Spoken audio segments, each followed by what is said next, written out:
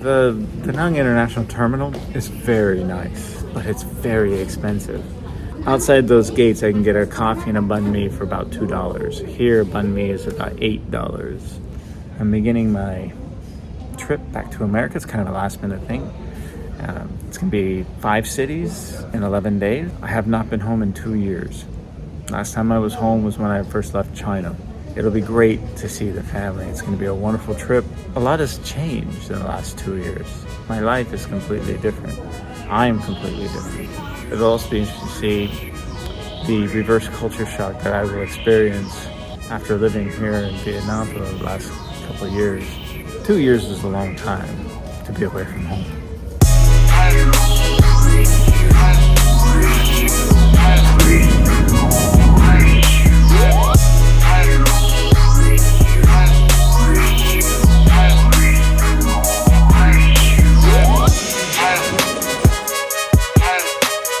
Asian air carriers are so much better than American air carriers.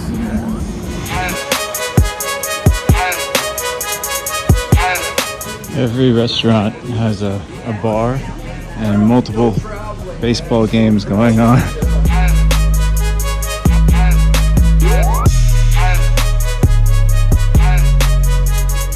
$14 for a beer, $20 for a hamburger. Now I know it's the airport. I get it. The next thing I noticed is that things close very early here. You know, back in Vietnam, you could just eat any time of the day and night on a leg of a 40-hour trip.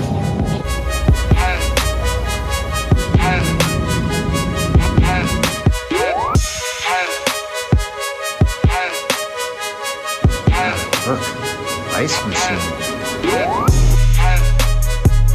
So this is what the room looks like. It comes with like a nice little kitchenette. This actually folds out into a bed, a great desk area with a nice chair. Forgive me, I came in after midnight last night, so I actually stayed the night here. This bed is super, super soft. I slept really, really well. Different. The doors, the switch gear, everything just feels like it's a higher end fixture, you know? What really trips me out is the 110 outlets. Every time I come home, it's like I'm shocked. I can't remember how small these outlets are compared to the ones back in Asia. It's called the Residence Inn Rapid City, but it's really in Box Elder. Box Elder is where I used to live when I was stationed out here. Looking out on the plains, these green grass, I mean, it's just so different, fascinating. In Asia, the hills are covered with homes and businesses and farming and ranching and all kinds of stuff, but here they're just empty.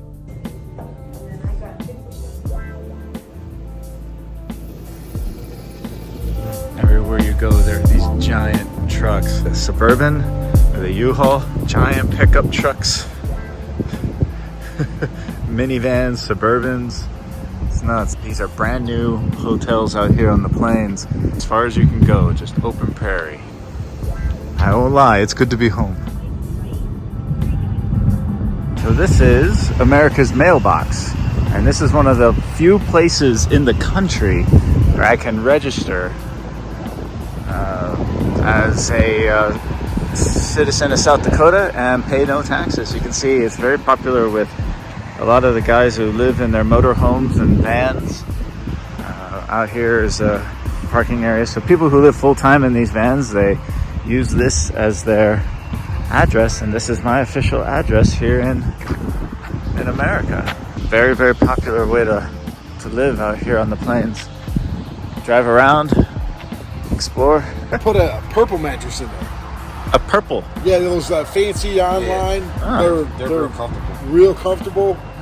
So it's got a real purple mattress in there. Oh, wow. Yeah, I didn't want some foam crap. That's pretty cool. You sell these. You make them. Yeah, in my drawing, that's actually one of my managers drew that up on a computer.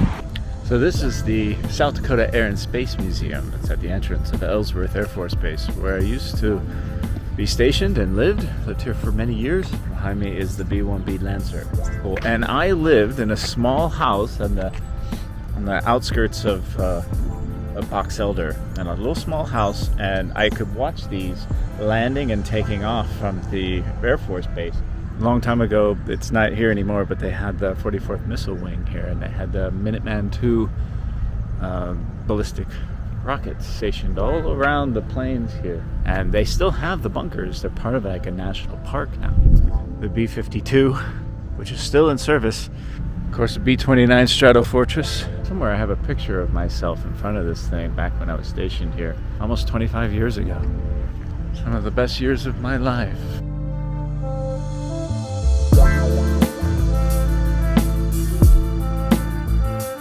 Behind me is Mount Rushmore.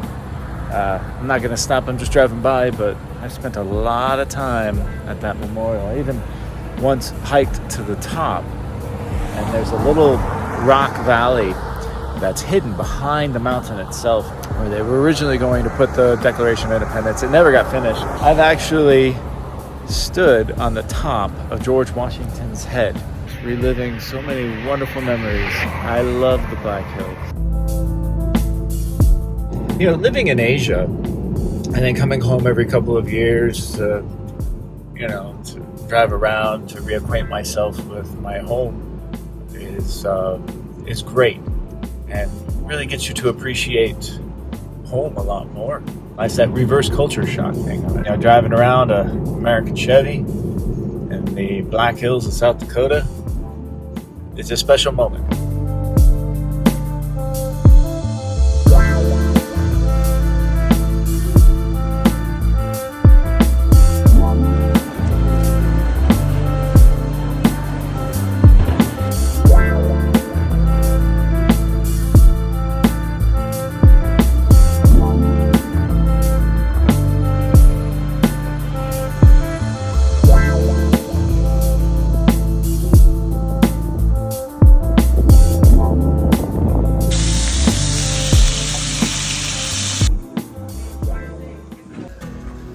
This is what a pharmacy looks like here.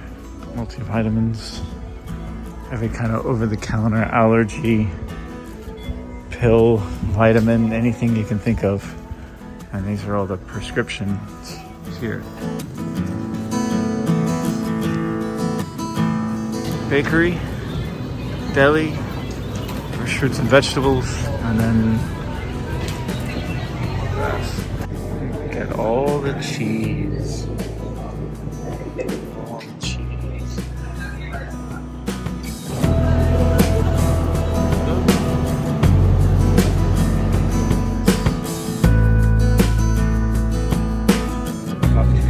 They're just gigantic, right? They even have Snickers flavor, Kit Kat flavor. It's ridiculous. Different kinds of milk, almond milk, coconut milk, oat milk.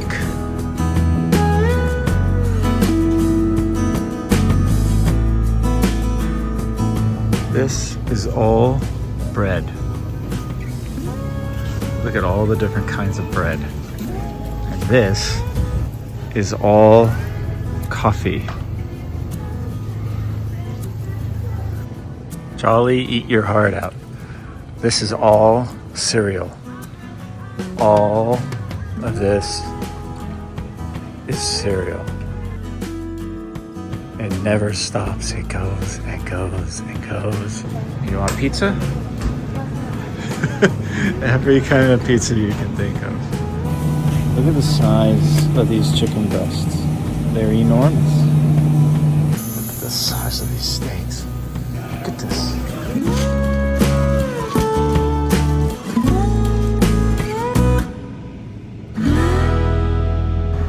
So this is my mother's Tesla. She's had it for 6 or 7 years now. They don't drive very much. It's powered by these solar panels there. And it is also blazing fast. It's faster than any sports car I've ever driven. Those solar panels go to this. You just plug it in. And now it'll take about 4 hours to charge fully, and it'll go about 400 kilometers in one charge.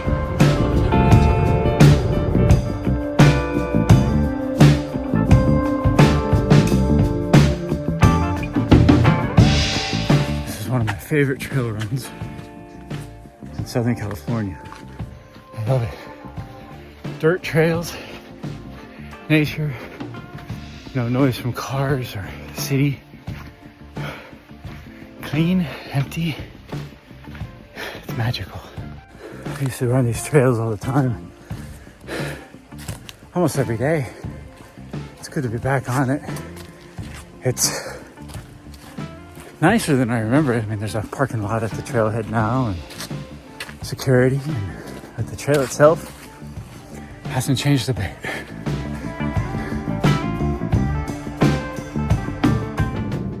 This is the neighborhood that I grew up in.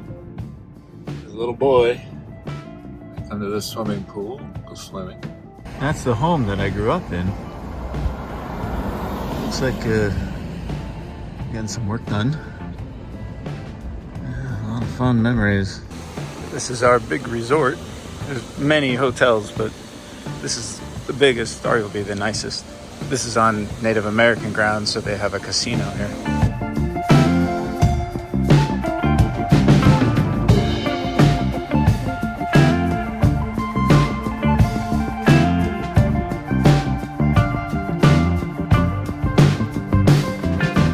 17 ounces of Reese's popcorn. Look at all the cheese. Look at, this is just Parmesan. Oh, you can't find this in Da Nang. So $4.99, $5, you get a whole roasted chicken.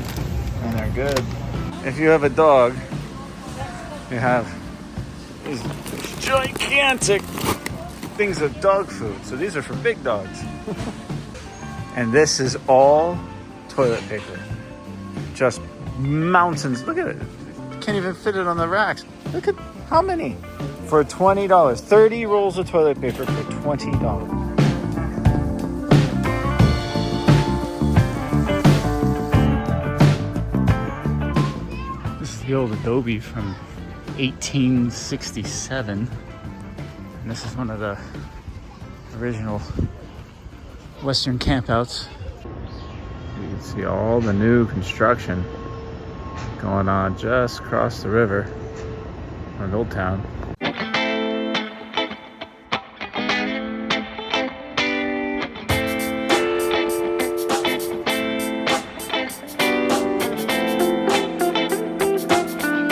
This is the Stampede. This is a country western bar that is very popular with the young folks, especially the Marines that come down from the base. Old Town Temecula is a wonderful place. Yeah, I'm here on like a Tuesday morning, early in the morning. The sun is up. It's not hot yet, but it's going to be over 100 degrees today. Swing In Cafe, this is all new. This used to be a parking lot where people would come with their hot rods and show them off. It's probably one of the best breakfast places in town. A lot of these buildings date back well over 100 years to the late 1800s. And it's an old West ranchering town that's kind of been gentrified and modernized, but there's still buildings here with a lot of history. This one has been many things. Right now it's a restaurant, but on the interior you can actually see old bullet holes from some of the gunfights that used to come about when it was a saloon.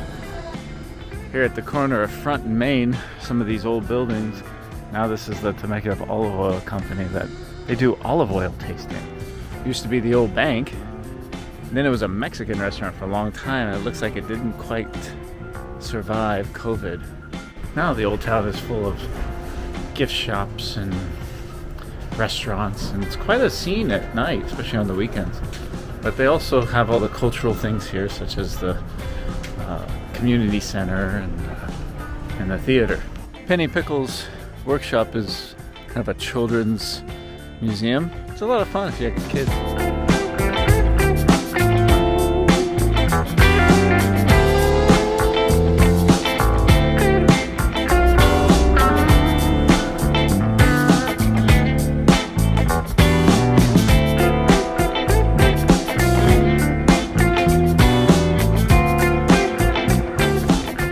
This is the creek.